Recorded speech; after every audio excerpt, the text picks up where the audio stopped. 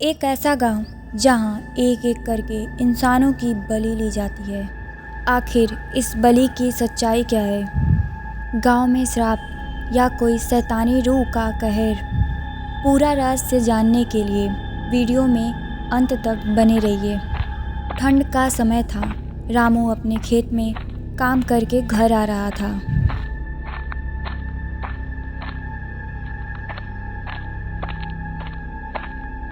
काफ़ी अंधेरा हो चुका था। चारों तरफ बस कुहरा था। दूर तक कुछ नज़र नहीं आ रहा था।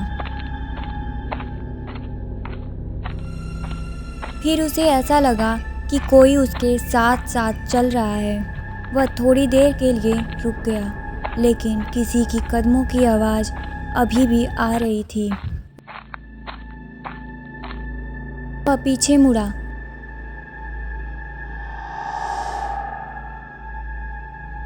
सुबह हुई और गांव में खबर आई कि रामू शाम से घर नहीं आया है। गांव वालों ने रामू को बहुत ढूंढा, लेकिन वह कहीं नहीं मिला।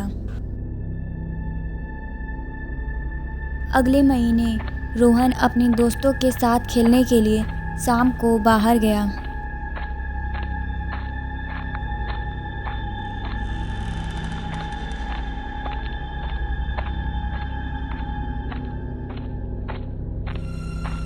लेकिन वह अभी घर नहीं लौटा।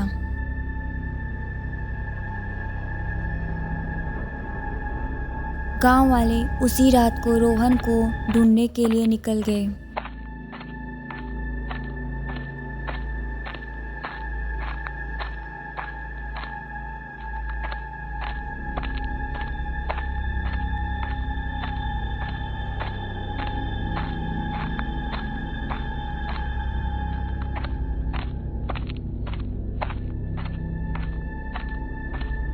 लेकिन लाख कोशिशों के बाद रोहन का कुछ पता नहीं चला। हर महीने लोग एक एक करके गायब होने लगे। सभी लोग अपने अपने घरों पर नज़र रखने लगे। रात के करीब 2 बज चुके थे और गांव में सभी लोग सो गए थे। चेतन नाम का लड़का अभी भी जाग रहा था और यह रात अगले महीने की तीसरी रात थी। वह देखता है कि एक आदमी गांव से बाहर जा रहा है।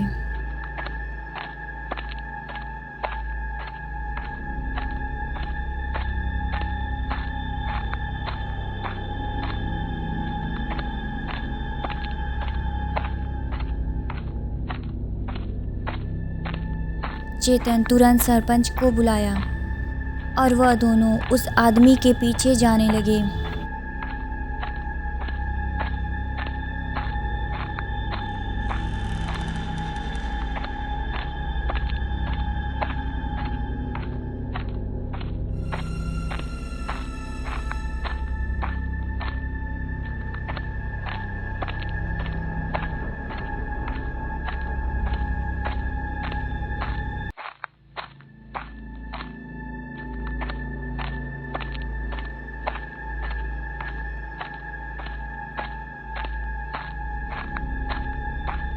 वह एक घर के अंदर गया।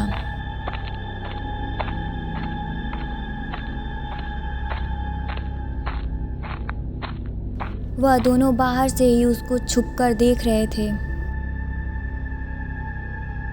घर के अंदर बहुत सी काले जादू की विधियां की गई थी।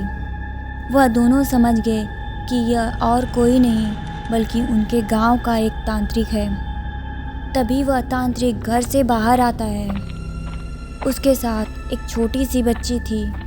वह बच्ची और कोई नहीं बल्कि चेतन की छोटी बहन थी और वह चुपचाप उस तांत्रिक के साथ जा रही थी, क्योंकि वह तांत्रिक उस पर काला जादू किया था।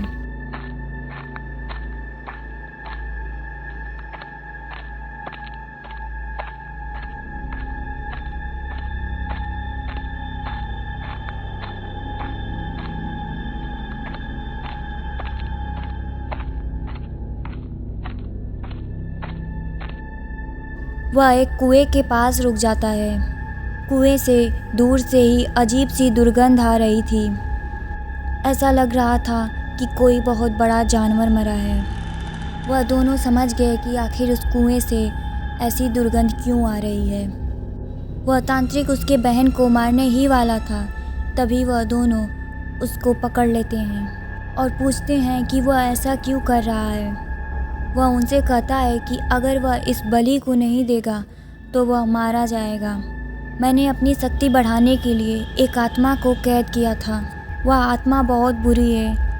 अब उसे हर महीने एक इंसान की बलि चाहिए। अगर मैं इस लड़की की बलि नहीं दूंगा तो वह मुझे मार देगी, क्योंकि मैंने ही उस आत्मा को बुलाया था। तभी वह दोनों कहते हैं, अपनी जान बचाने के लिए तुम कितने लोगों की बलि दोगे। तभी वह तांत्रिक उस कुएं में फिसल कर गिर गया। अब उस कुएं का पानी बिल्कुल लाल था। गांव के लोग उस कुएं को हमेशा के लिए बंद कर देते हैं और गांव में सब कुछ पहले जैसा हो गया।